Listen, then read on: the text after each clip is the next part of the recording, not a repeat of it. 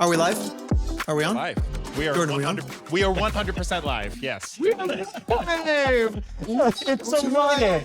It's a lie. Another episode of NDI Now. I'm your host, Nick Smith, coming at you live from South Carolina.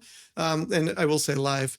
I am alive. Really exciting show today. I've got Mixmaster Jordan on the Switch console today, and we got a couple of special guests with us today. I'm pretty excited to have these guys because they're doing some pretty dang cool stuff. Sapan and Tim from Bolin. Give them a warm hand, everybody. Round of applause. Thank you. Pleasure to be here. Yeah. We got some interesting stuff to talk about. You guys are creating some really cool tools, and we're excited. And this is the NDI Now show, so of course we're going to talk about your NDI stuff, but you have other things that are not necessarily NDI. We'll certainly should talk about those.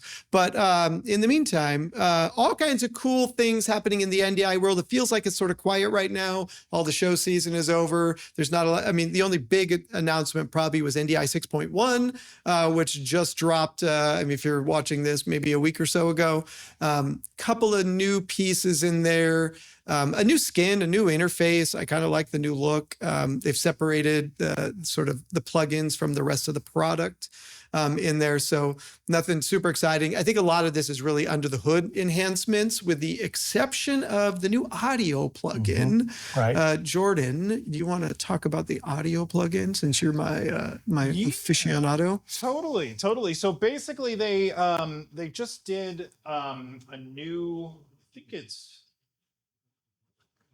think it's this one. Yeah, I think it's this one. That's it. So NDI Free Audio is a really cool. It's command line at the moment. I'm assuming at some point they're going to do their own sort of situation for making a GUI for that. But basically, what it is it allows you to have a NDI virtual sound card, if you will, on your computer. So what that means is that you can take any audio feed, and that could technically maybe be, pretty much any sort of microphone, and turn that into an NDI output. You can also make NDI inputs as well. So it allows you to be able to have much more control without like normally the way you had to use like NDI, the NDI VST plugin is you would actually pull it in via a DAW. So you would have to put the little VST plugin on that, and then you would configure that. But it required you to have a DAW. So in this case, it allows you to be able to say, as long as I have a computer that's on, I can have almost a headless and DAW-less audio conversion, which is really cool. Right. Yeah. No, it's also making it a lot more accessible to a lot of people. Oh yeah, it really opens up some exciting new possibilities with that audio capability. Well, and I feel like this is a move, like this is a developer move. This is kind of like the Apple VR headset. It's like, here's a product that most people can't use. But I feel like this product is a little more designed for the developers because it's command line, because it runs headless, and kind of, it's really about a tool that people can embed in their software effectively, or kind of put behind the scenes a little bit more. So I feel like this, and then if you look at the move on Bridge, there is a version of Bridge now that is headless as well. Again, this is one of those moves like, hey, you, the developers out there, here's some tools that are kind of better fit for you all. And I think this is all good stuff. This is just a continuing evolution of NDI as a platform and as a tool that people can build with, which kind of goes to, them separating it away, that group away from the core VizRT group to say, we can now build tools for the masses rather than just for the VizRT people. So really cool stuff on that. Now, the other one on Bridge, there's been a lot of talk about Bridge for cameras and for encoders. It's almost like we had somebody on that could speak to that. Gentlemen. Is there another guest that you're talking about? No. So what is going on with embedded Bridge? Because I think that's one that I think a lot of us have been really excited about, which is like, oh, cool, I can just connect directly at the encoder or camera level. But have you guys, I'm assuming you're working with it already. Yeah, yes. Absolutely. So when Bolin joined the NDI family in April of this year, we were already developing on NDI 6 in a beta program with NDI. And so as part of that, we got early access to Bridge, and it was really fun because we got to not only test it out, but I help NDI identify, hey, what are some of the parts that are missing in this? What parts need to be improved so that we can get the best possible user experience? And with the 6.1 release, a lot of those concerns have been addressed and make it a lot more stable platform. But the exciting part about embedded bridge is now you no longer need a dedicated computer to connect cameras from remote locations.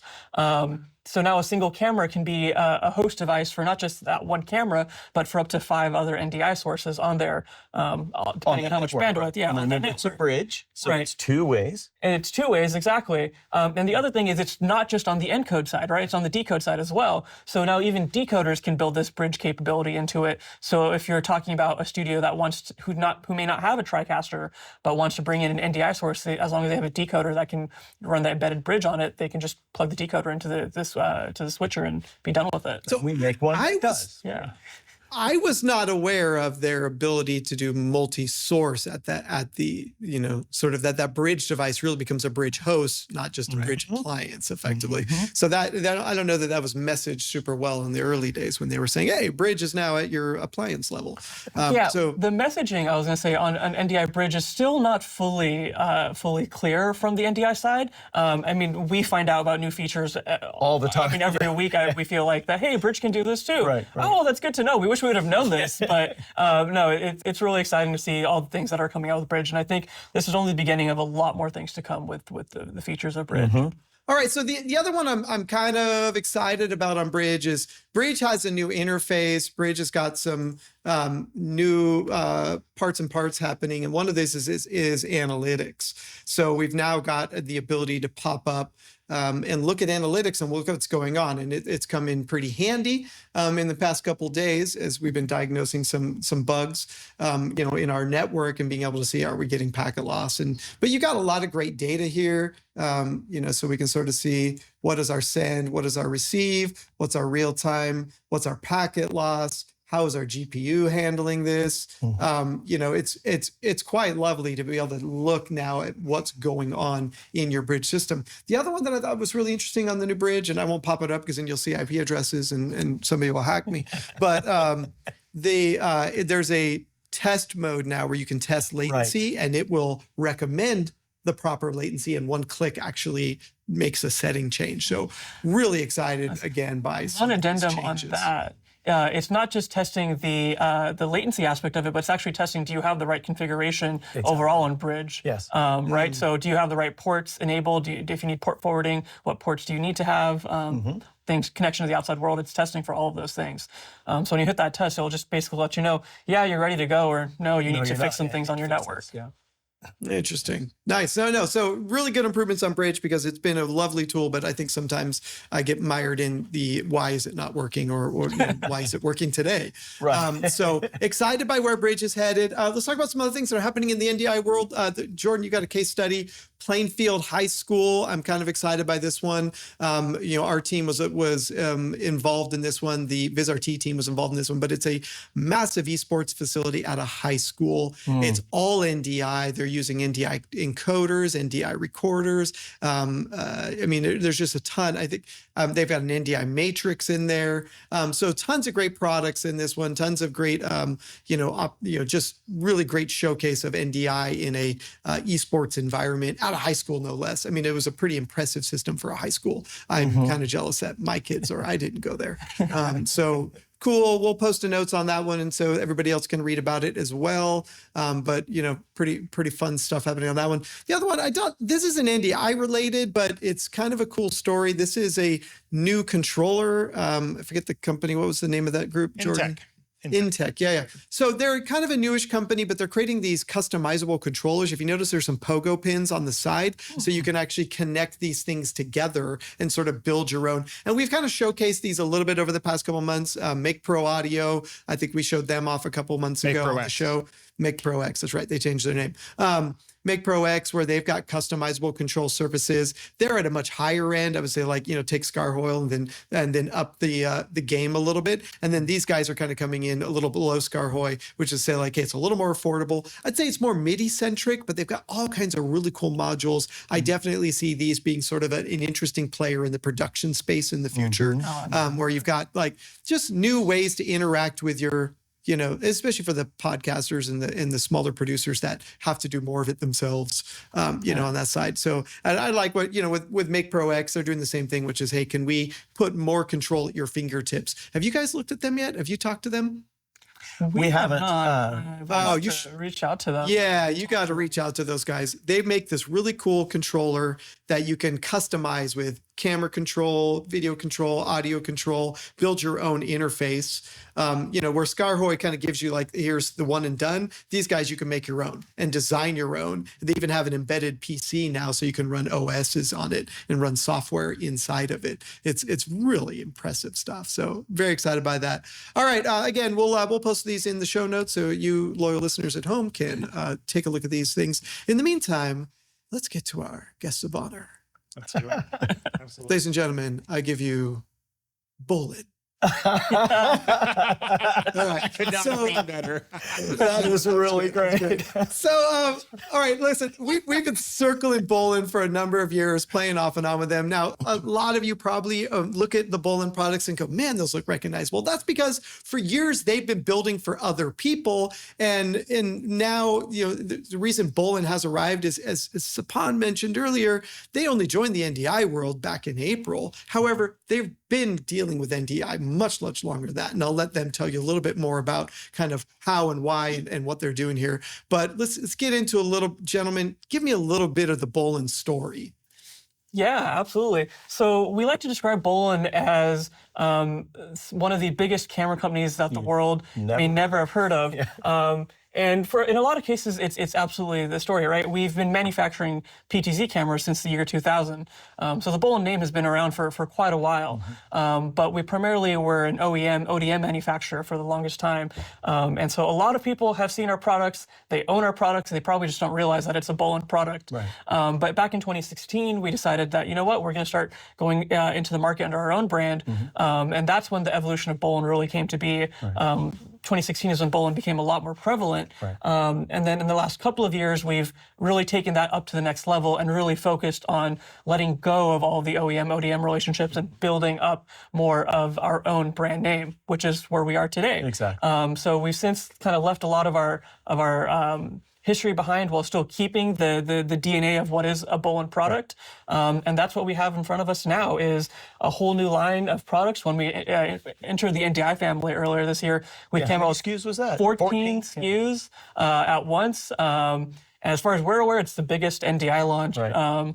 In history. So it's absolutely fantastic. And that's not to say we're done. We have an exciting year ahead of us as well. So a lot of things. What I think it's interesting, I know we call this the NDI Now show, but you guys were the very first Dante camera to my knowledge as well. That's exactly right. And to this date, he was referring to 2016, and we were one of the two early manufacturing adopters for Dante AV and came out with the world's first and still only Dante AV Ultra native PTZ camera, and then a decoder, and then our transceivers came out in April of the next year. So that was another part of the people want to know who is Bolin and want to know more about Bolin, the brand. And so that really was the kickoff for that.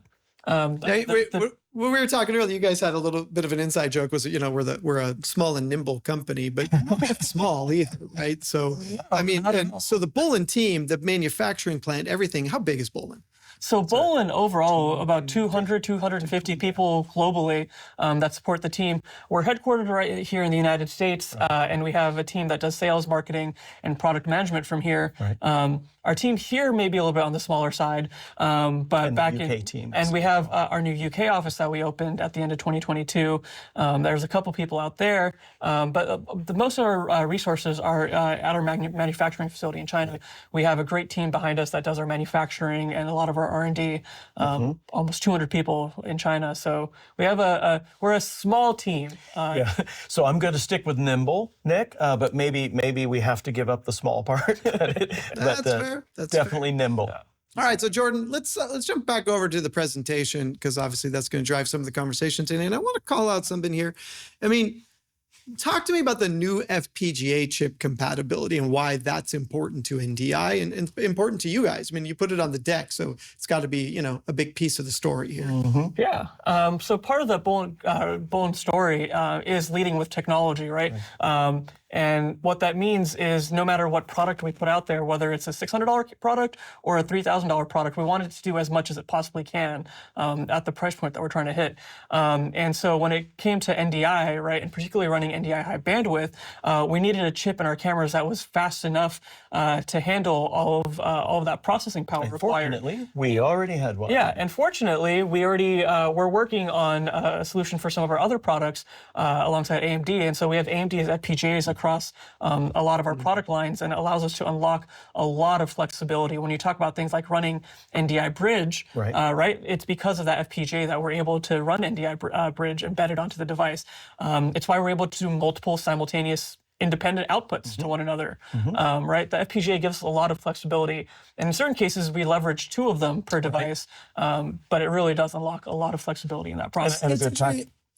I was going to say a good practice. The industry doesn't always see AMD outside of GPUs and CPUs. You know, and you know, AMD, Qualcomm, Intel, they all create so many different types of processors, you know, for solving different problems. And so I think sometimes it's just missed in the industry of, oh, well, AMD makes something for that too. Yeah, AMD has a lot of solutions out there, and you know, not to talk too much about this, but when they found out what we were doing with our chips and our cameras, they actually reached out to us and were like, "Hey, that's cool. We want to do a case study on that." So AMD actually featured us for a fair bit on their own site just because of what we were doing with their own chips. They're like, "We didn't know that was possible with our own technology." Right. Like, that was a real trip. One practical result as well, Nick, is that, for instance, our flagship camera that we're using today can do NDI high bandwidth and HX3 simultaneously down the pipes. And so you talk about a customer-facing feature that is really, really important to be able to do, or at least very helpful to be able to split those streams up like that and send them where you need them to go, high bandwidth and HX3, which is much, much less bandwidth. And I think, you know, when you look at the quality of the cameras you guys are producing and the size of the cameras and the sensors, I mean, to not put high bandwidth in that would be almost a tragedy. For sure, for sure. All right, Jordan, let's jump back over to the presentation. Let's go to the next slide. Let's keep chatting over what the team has in front of them. Okay, so let's walk through the line, you know, and so, you know, tie me through these and let's talk about these cameras specifically. Let's start with this one. Yeah, so we'll start with our smallest little guy right here. It's called the N2, affectionately known as Princess Leia in some circles. It's our smallest camera in our NDI line of products. So this guy right here runs NDI HX3. We have 2 different options, either a 10x or a 20x zoom. But just because it's our smallest one doesn't mean we want any features to be sacrificed. So it runs NDI HX3, USB-C for video, HDMI out, and then on one of the models also SDI out. And you're able to do all of those simultaneously. So you can really use it in a bunch of applications for a lot of really small, tight-fitting places, like podcast studios, really popular in that space. Then we have our N6 over here in the middle. That's our 4K 60 option. Really finds its home in a lot of boardrooms, a lot of places where you want the camera to be low profile again. One thing I want to know, the 4K 60, that goes through on HX3 as well. So it's not just the HDMI output that's doing it. The USB and the IP streams can also do the 4K 60. Well, and let's mention, it's a certified camera, so that means it had to pass the exhaustive testing that NDI does to certify a camera. So that is a 4K 60 HX3 stream that met or exceeded their latency requirements. Right. And that's across the board, I should say. Yeah, that's when we introduced all 14 products, all 14 were certified at the time of launch. So, you know, our customers and users could know that they're buying a reliable piece of hardware that was really put through its paces. The one camera we don't have on the sorry, go ahead. Well, I was just going to say that, that one, the N6 to me is very reminiscent of a video conferencing camera. Yeah, Right. right. The styling, the design, and the fact that it's got the USB active at the same time makes a lot of sense because a lot of the conferencing applications we're seeing, they just want a USB camera to be able to plug into it. And so that makes that a great camera to say, hey, I can be your VC camera, but I can also be a production camera. Exactly. I mean, that's, I think, the idea across a lot of our products, right, is just because you wanted to do this one thing now doesn't mean you're not going to want it to be able to do something else, a year from now when you're thinking about upgrading expansion. And so we didn't feel like any one feature needed to be locked down for a particular portion. It's already capable of doing this. Right. So why not just keep it unlocked and let the customers choose? Maybe a year from now they want to use the NDI functionality. Well, there you go. Exactly. Sapan, you were going to talk about the N7 that's not here. Yeah, sorry, the N7 that we don't have on the table, but you can see on your screen in front of you. That is our more traditional PTZ camera form factor. It's got a great 20x zoom on it. It's full HD, has the same USB, IP stream out, NDI HX3, and SDI, and HDMI out. Again, all simultaneous to one another. All of our inline cameras have a color matrix, so you could match them to other cameras that you may be using in production. And they've got all a full metal build to them. There's no plastic components on them. So you're still buying a reliable, solidly built camera, even at the price point that these come in at. Yep. I've made a 3D model of that camera. And man, I know it. I know that camera. I think everyone knows this camera. Yeah, exactly. And talking about people have seen Bolin cameras without knowing that they're a Bolin camera. This is the perfect example of you have probably seen that camera elsewhere, and it is a Bolin camera. Right. That's amazing. Nice. Moving on. Yeah, that's our inline. Awesome. Now the big boy. So now for the big boy, the R9 series. This is our most our flagship camera, I should say. We introduced a version of this in 2023, and it has stolen the show ever since. There's 3 different models within this series of cameras, just depending on what application you're looking to do out of it. So we start with the 230 model, which is a full Sony image block with a 30x zoom behind it. And there's a couple of particularly interesting things about it. One is the sensor that's being used on it. It's a 1/1.8 inch, what's known as a Starvis sensor, which basically means it's great for low light applications, things where you may have like theater applications where the lighting conditions may vary. Yeah, even in color. Yeah, it is fantastic. And in darkness, still being able to reproduce accurate color is fantastic. And the other thing is the super image stabilizer on it, which through a mix of hardware and software optimization we've done, it takes what may have been a shaky camera footage, in a heavy bass environment, heavy vibration prone environments, and it turns it into something that's usable, right?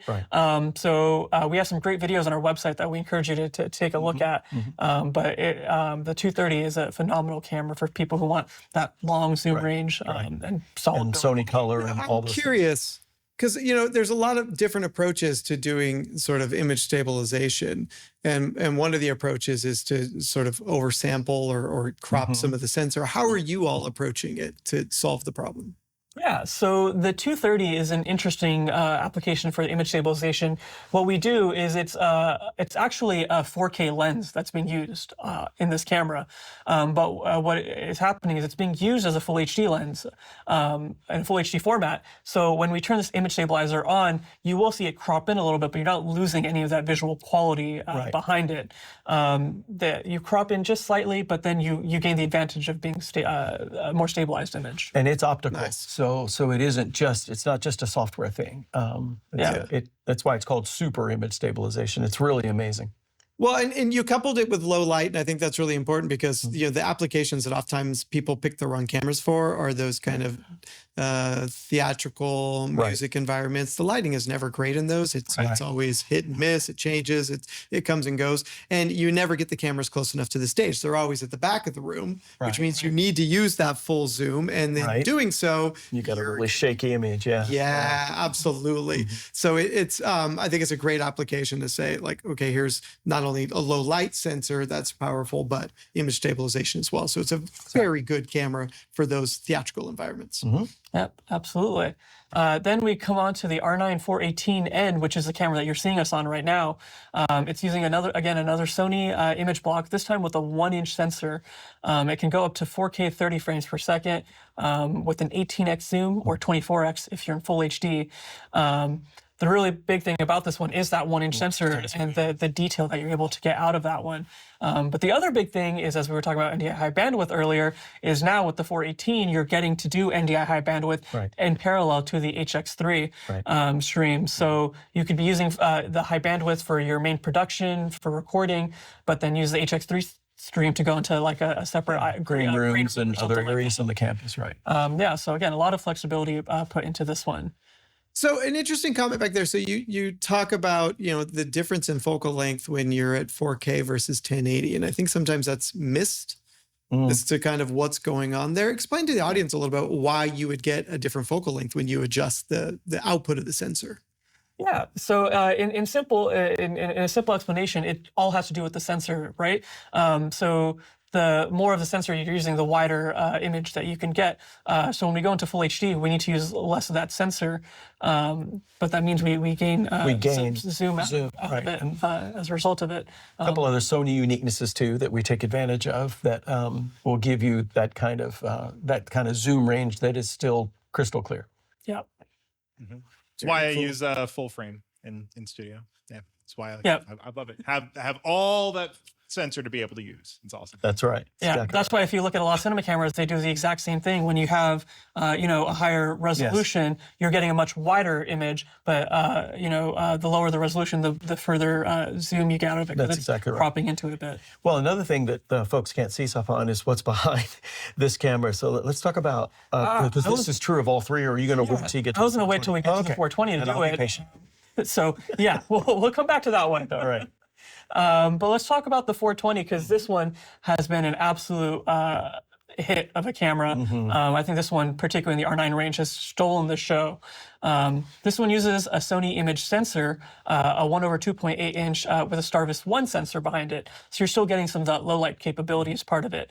But the big thing here is you're getting 4K 60 frames per second, which if you're doing sports production or anything with heavy motion, anyone knows that's exactly what you want to be using because you get both the resolution as well as the frame rate to support that high motion.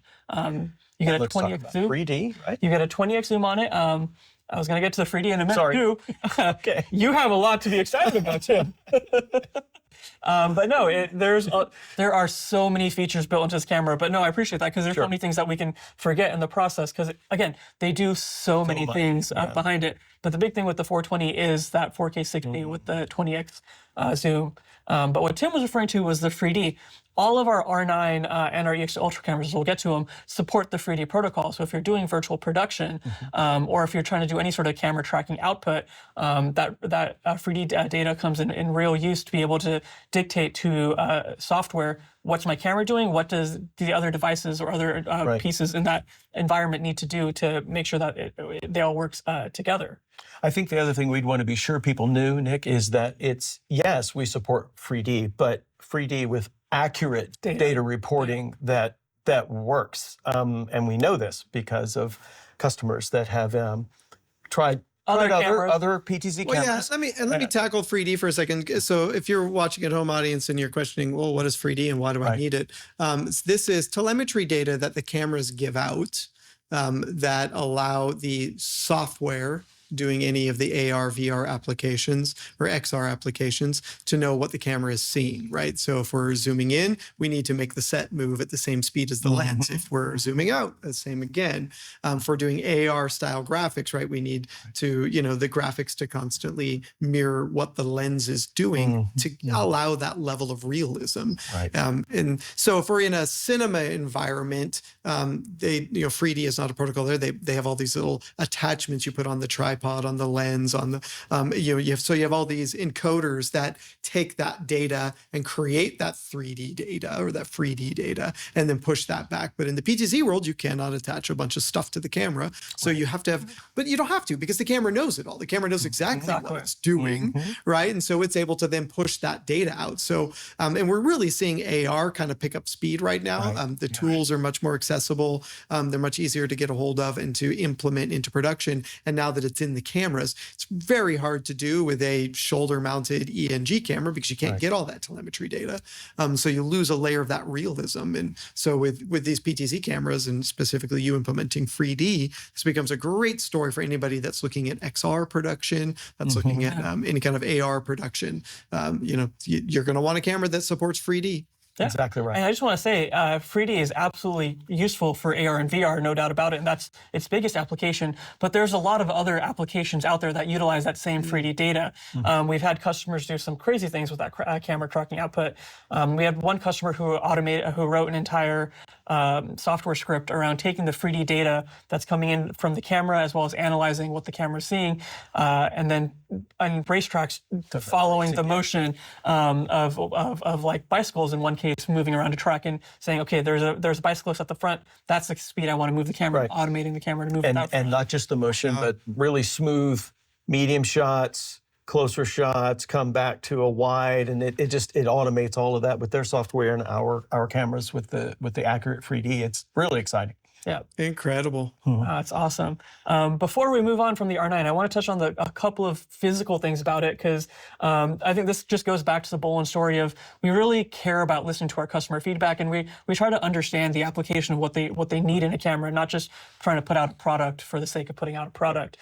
So something as simple as the fact that there's a handle attached to the camera or built into the camera itself. So when you're in like a rental environment or installing on a tripod, you can just pick it up and move it. Like you don't have to figure out, how do I hold this thing? So again, a really nifty little feature. And then just talking about the outputs real quick, depending on the camera, you got dual SDI output, 3G, 6G, or 12G, depending on the resolution, which is independent from the optical SDI, which is independent from the HDMI. There's also optical SDI on top of that. And then the IP stream, which is independent. So you have 3 different sets of resolutions that you could be using from one camera, just depending on where it's going. In addition to the gen lock that's built in if you're frame syncing, in addition to the balanced audio in and out through XLR connections, which just support phantom power, by the way. So if you're using like a boom mic or something, you can just plug it in, give it phantom power, and you get some good audio out of where the camera's placed. Yeah. It's an amazing camera, all 3 of them.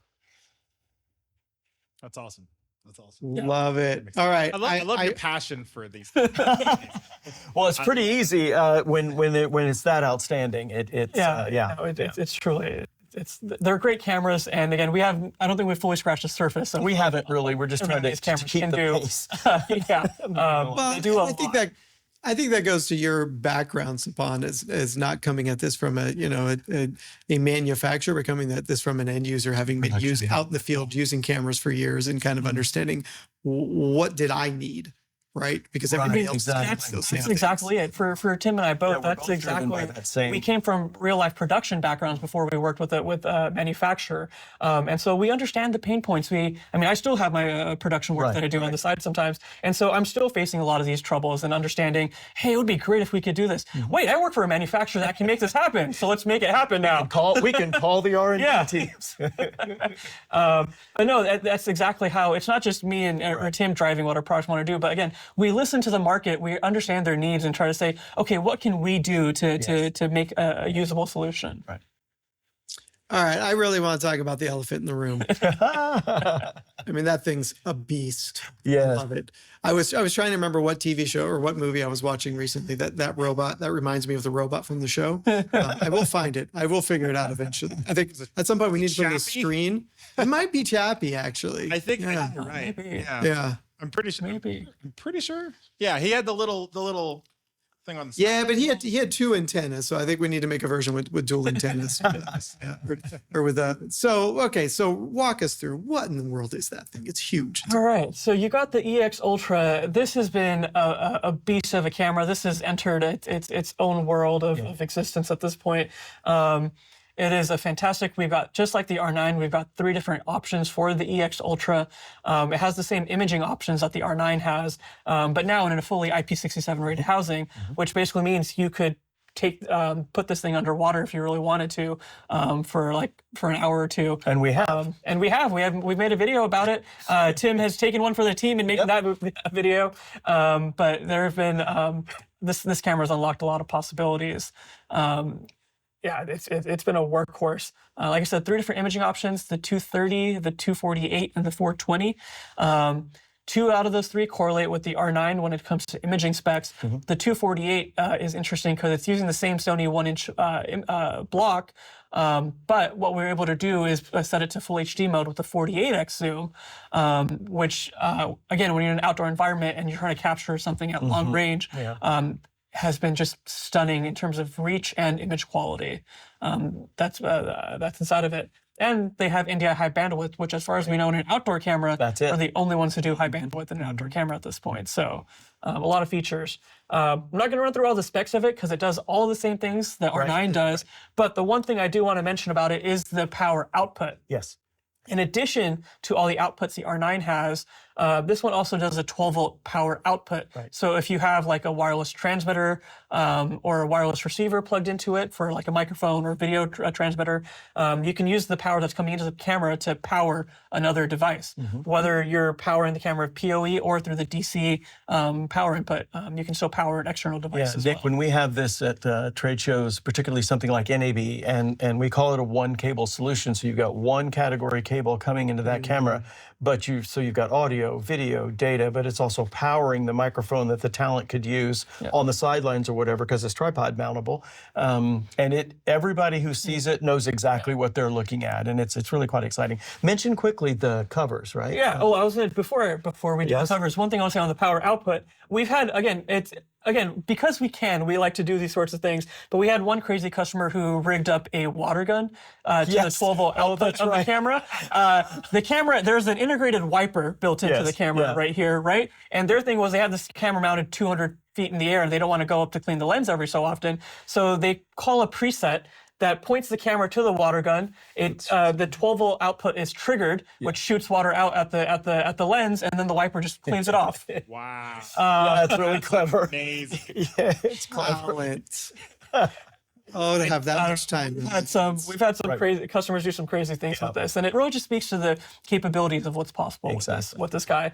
But what Tim was talking about, the covers, is you'll see on the back, there's all these ports on it. How do you get it IP67 rated? Well, we include covers that basically seal the entire back. So once you get everything plugged in, you put a cover on, and then it's fully IP67 rated, and you're good to go. Cover with a cavity. Yeah. So that if you want to include a decoder or some other device, the camera can power it, and then it gets enclosed in that same IP67 environment. So it's really pretty amazing. Yep. Impressive. Well, okay, now so there are other versions of the outdoor stuff, so let's kind of move over to those. Although one thing, we talked about this once before. I love the tally light on that. Oh yeah. And it matches the one behind you perfectly. No, that's exactly what it looks like. It gives you the preview in the program. That's right. And if you're using it for like some sideline reporting, as we've seen some customers use it, or we had one put out on a weather deck where everyone on the production team's on the inside, but the weather person is standing outside and while it's snowing out there, this is a way to cue him that, hey, it's about to come on. You're live, right? Yeah, exactly. So yeah, a good added feature. All right, let's jump over to these other guys. All right, the SD530 and the EX1030. This one is something that a lot of people may recognize, again, from some of the other manufacturers have had this, or from our previous version, our Gen 2 version that people may have seen. This is our Gen 3 version that we introduced at NAB this year, and it unlocks all sorts of possibilities. The SD is for speed dome, so it inherently means that it moves really fast, about 150 degrees per second. So when you're using it in things like autosports, like NASCAR does, to keep up with the cars moving around the track, does so with no problem. It's a full 360-degree rotatable camera, and you can continuously do that, which is the really fun thing. So you don't have to worry about limited range of motion there. That's the part that blows me away, is the continuous motion, because there are other people that do at least 350 degrees to 355. But there's always that stop point, and then you got to go back the other way. So something like a racetrack where you could track continuously. Improbable otherwise. Like, my mind is just reeling over the internals of that, all working, the cables. Yeah, impressive. Yeah. It's great. We've got a wiper to it. One of our biggest customer feedback from our Gen 2 was just the big tail of cables that hung around the end of it. So we did away with that and simplified it with just 4 connections at the top. So you got your serial control, your IP and PoE plus connection, as well as your SDI out, and then your DC power if you're doing it that way. But that's a really clean and simple interface. It's hard to see on the slide, but I can see it in the image there if I'm looking at your camera. So you've got the main lens opening with the windshield wiper on it. What are the sort of the half dome, or the U-shape? What you say on the vents on the sides? Yeah. So those are actually IR illuminators. So if you're using this in particularly darker environments, it uses infrared technology to give some added depth and color to the image, and make it what may be a too dark image usable in the dark. Yeah. Well, you might be the only NDI camera that's got IR capabilities that I've seen.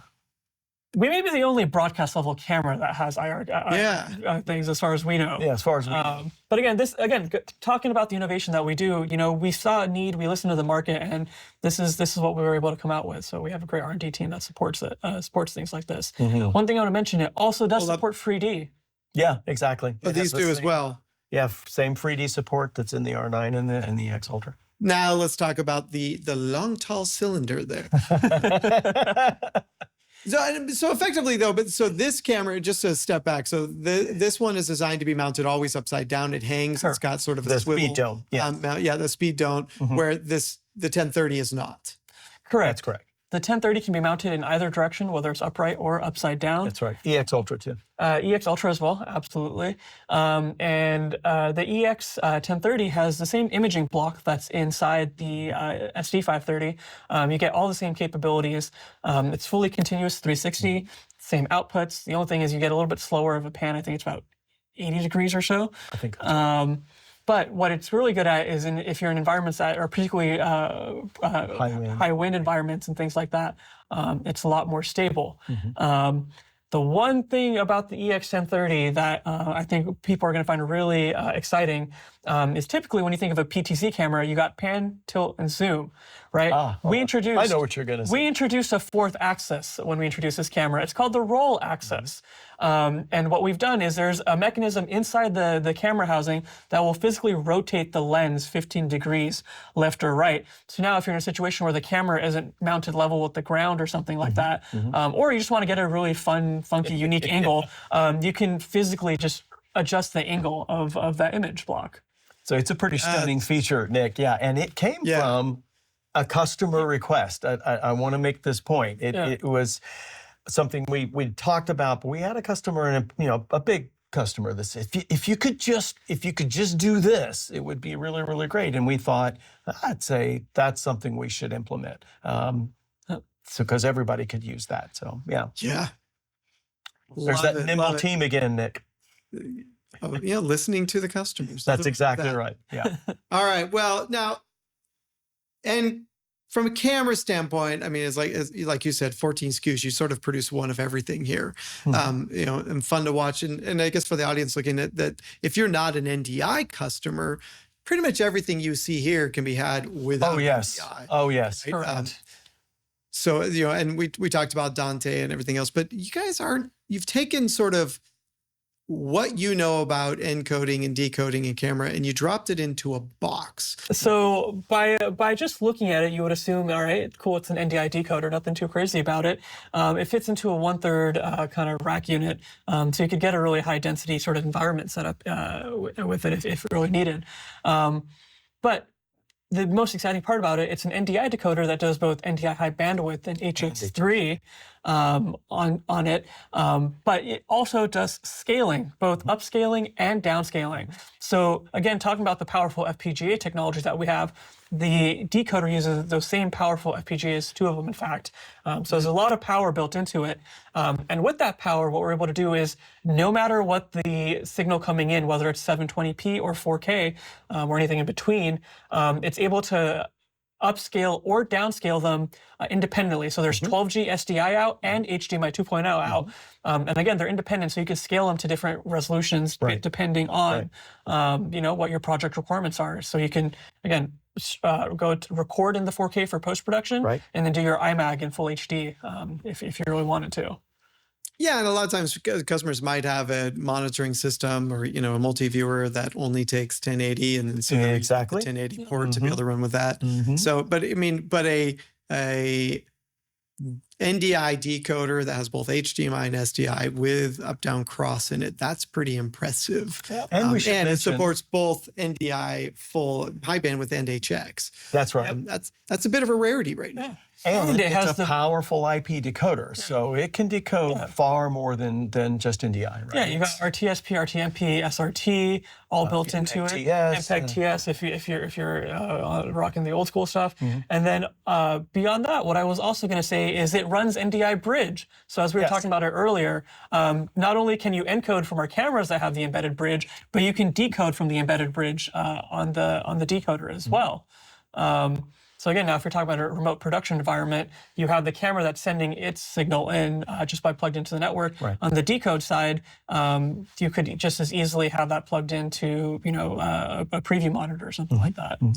Yeah, it's interesting because, if I look at it on the scale of things, it's probably one of the more expensive decoders when it comes to NDI on the market. But you're talking about it being able to do so much more. Exactly. So I was just thinking through like remote editorial and remote preview, remote production, where producer is somewhere else. Putting bridge in that box means I can ship that to a producer anywhere. They just have to plug it into the network, and they could monitor, they could watch, they could 100%. Yeah, there's just it offers some really interesting ideas in the realm of that embedded bridge module. I think that really sets it apart from everybody else. And it has the horsepower to do the conversion.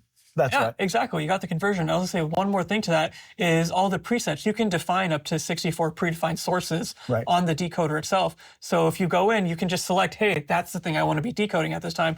Or if you have our API, you could basically program it at, I know at 9 a.m. every morning, this event, I need this source to be up, but at 5 p.m. it's going to be this source. So I can just program it from the API to automatically switch over as I need to. Yeah, it really functions as a vision mixer, if you will, a switcher, because it's very easy to do. It's just a single click, and then it goes from source to source to source. So it has all powerful features. Great interface. A little bit of master control there. Nice.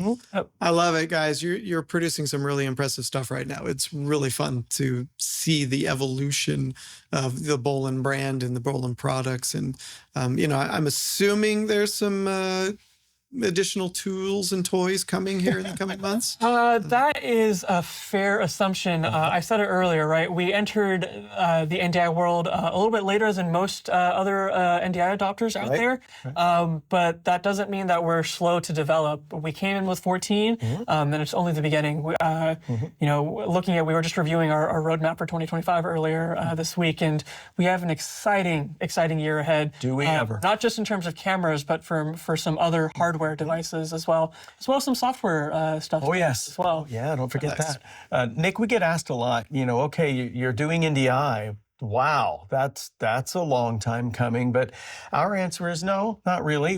It was time. The big interest for us was NDI 6, frankly, with deeper color space on the high bandwidth side, 10 plus bit, including the alpha channel, and there were reasons why it was really intriguing to Bolin. So our answer is no. It was time. It was a good time for us to do it. Nothing wrong with that. Hey, listen, there's nothing wrong with waiting to develop the right products versus rushing something to market. Exactly. Right? And so I think that's, oftentimes I've seen this from manufacturers where they rush something to market to be there and to be a part of it is sort of the me too. We saw this during the pandemic when suddenly people who have never even thought about making a camera before suddenly released a camera. And it's like, oh, where did you get that from? Like, and it's interesting that their camera looks the same as everybody else's, but they weren't always the best quality. They weren't, and so I appreciate the fact that you have held back and to be able to drop a higher end piece of gear on the market. Right. That befits the brand that you guys are producing. So it's spectacular stuff. Thank you. Tons of fun. So if people want to know more about Bolin, want to connect with you, what's the pathway? How do they connect? Well, the first place to go is bolintechnology.com. It's a solutions-oriented homepage there. You'll find, if you know what you're looking for, it's pretty quick to get there. But especially if you don't know exactly what you're looking for, if Bolin is still a new-ish brand to you, then we've organized things so that it's really easy to find out what solution you need and what products we have that will meet that or exceed that. That's one of the best ways. Trade shows, come see us. Yeah, we're at a bunch of shows. We do ISE, NAB, Infocom, IBC. Did I miss one? That's historically what we've done, but 2025 again is a transformative year for Bolin, and we have a couple more shows that we're adding to that lineup for sure. So you and I are going to be on the road a lot. We are. More.